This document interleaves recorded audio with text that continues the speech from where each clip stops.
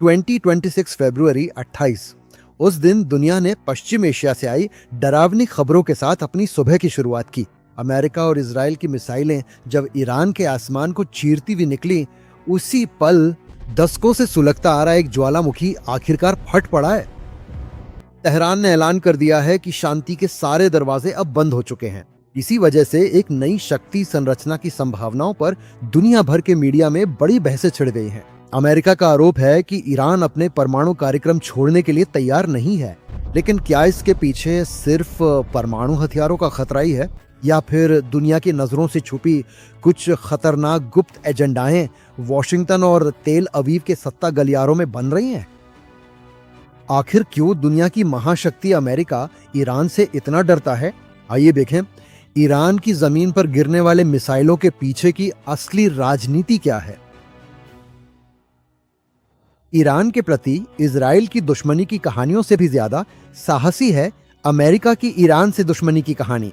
इसकी जड़ें 70 साल पुरानी हैं। 1953 में जब ईरान ने अपने तेल संसाधनों का राष्ट्रीयकरण करने की कोशिश की, तब अमेरिकी खुफिया एजेंसी CIA द्वारा किए गए एक तख्ता पलट के जरिए इस क्षेत्र में आधुनिक संघर्ष के बीज बोए गए। उस समय उस देश में लोकतांत्रिक रूप से चुने गए मोहम्मद मुसद्दिक को हटाकर अमेरिका ने अपने भरोसेमंद शाह को सत्ता में बैठाया, जिससे ईरान के आत्मसम्मान को गहरी ठेस पहुंची। लेकिन 1979 की क्रांति ने वॉशिंगटन की सारी गणनाएं गलत साबित कर दी। इस्लामिक रिपब्लिक बनने के बाद ईरान ने अमेरिका को महान शैतान या ग्रेट सैटन कहा।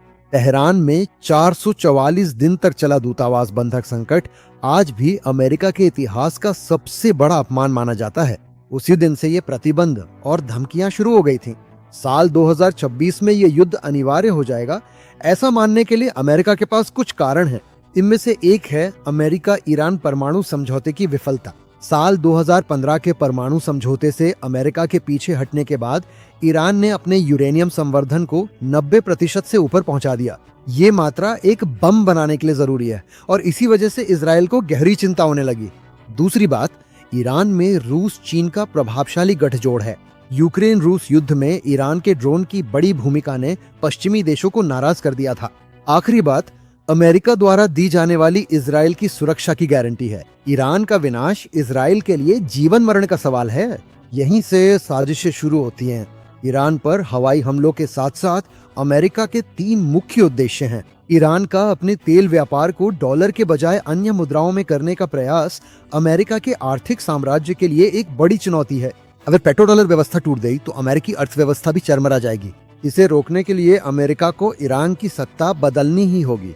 सिर्फ इतना ही नहीं, पश्चिम एशिया में चीन के प्रभाव को खत्म करना अमेरिका का एक दीर्घकालिक सपना है। अब तक चीन ने ईरान में कम से कम $400 बिलियन का निवेश किया है। ईरान पे हमला करके अमेरिका पश्चिम एशिया में चीन के कदमों को रोक सकता है। इसके अलावा है अंतर्राष्ट्रीय हथियार व्यापार में होने वाला मुनाफा। युद्ध हमेशा अमेरिकी हथियार निर्माण कंपनियों के लिए जबरदस्त मुनाफा लेकर आते हैं। मिडिल ईस्ट में संघर्ष का डर बनाए रखकर अमेरिका यहाँ के देशों को करोड़ों डॉलर के हथियार बेच सकता है। हॉर्मुज जल डमरू मध्य बंद कर देने की ईरान की चेतावनी के बाद माना जा रहा है कि दुनिया की 20% तेल आपूर्ति बाधित हो जाएगी।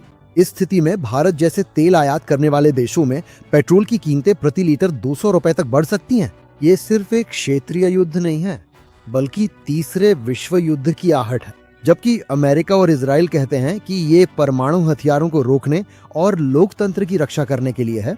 इतिहास हमें एक अलग सबक सिखाता है। इराक और लीबिया में भी हमने यही पटकथा देखी थी। सत्ता की शतरंज में आम लोग सिर्फ मोहरे बन के रह जाते हैं। क्या ईरान गिरेगा, या फिर क्या ये दुनिया के सामने नए प्रतिरोध का चेहरा बनेगा? समय ही इसका जवाब देगा। लेकिन एक बात तय है, इस युद्ध में चाहे कोई भी जीते, हार मानवता की होगी, हार शांति की होगी।